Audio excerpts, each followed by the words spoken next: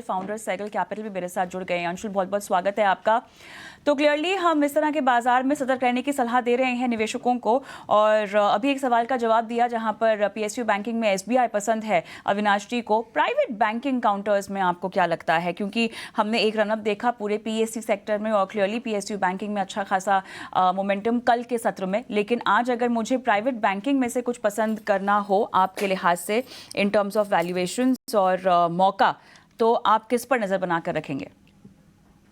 Good morning. देखिए, अगर हम 2004 का इलेक्शन देखें और उस टाइम वाजपेयी जी इलेक्शन हार गए थे और मार्केट उस दिन सर्किट डाउन थी। हमने देखा कि वहां से अगले 5 साल, 4 से 5 साल सेंसेक्स 3,000 के लेवल से कुछ 21,000 के लेवल तक पहुंच गया था।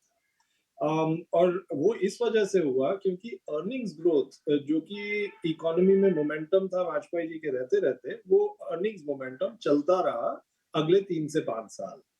अगर हम आज की सिचुएशन लेते हैं और हम देखते हैं कि भाई पॉलिटिकल वॉलेटिलिटी इतनी बढ़ गई है, लेकिन हम इकोनॉमी को पॉलिटिक्स से अलग करके देखें और देखें कि इकोनॉमी में कितनी टेलविंड्स हैं आज के दिन, तो ये tailwinds irrespective of political volatility वो आगे मार्केट्स को लेकर जाएगी।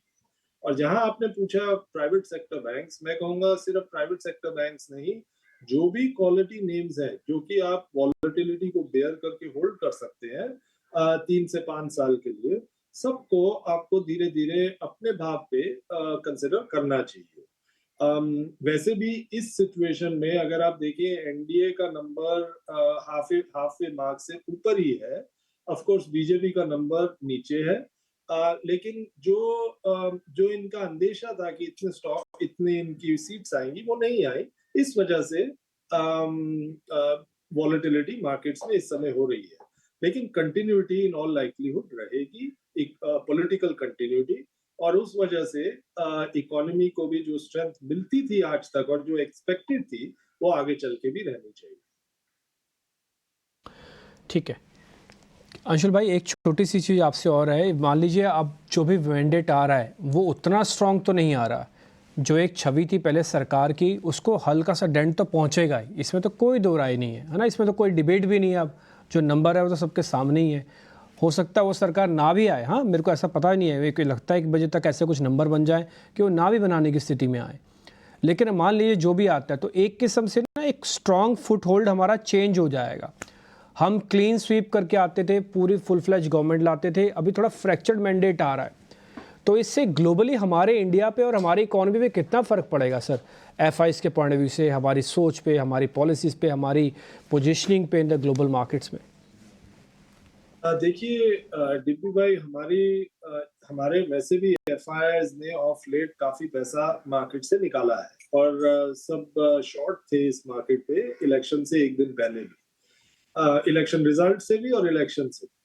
अब अगर आप लॉन्ग टर्म की बात करें और इस फ्रैक्चर्ड मैंडेट को दो अलग अलग हिस्सों में बांट दें, एक तो आप सोशियो पॉलिटिकल एक्शंस है गवर्नमेंट के, उनको देखें तो उनके अंदर डेफिनेटली डेंट आएगा। लेकिन अगर आप इकोनॉमिक जो इस गवर्नमेंट के मेजर्स हैं उनको देखें, तो इकोनॉमिक मेजर्स में मेरा ख्याल इनको कोई हेडविंड फेस करनी नहीं पड़ेगी, बहुत ज्यादा नहीं करनी पड़ेगी, थोड़ी बहुत में भी हो सकता है। इस वजह से अगर हम डायरेक्शन की बात करें इकोनॉमी की, तो वो डायरेक्शन स्ट्रांग ही रहना चाहिए आगे।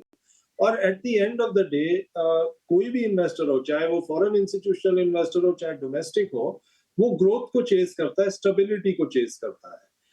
अगर हम इस सिचुएशन में रहते हैं कि स्टेबल गवर्नमेंट बन जाती है और इकोनॉमिक एक्टिविटी वही तेजी से आगे बढ़ती रहेगी जिस तेजी से पिछले 3-4 साल में बढ़ी है, तो कोई रीजन नहीं है कि डोमेस्टिक क्या हो या फॉरेन इंस्टीट्यूशनल इन्वेस्टर क्या हो, सब लोग इस मार्केट को खरीदेंगे।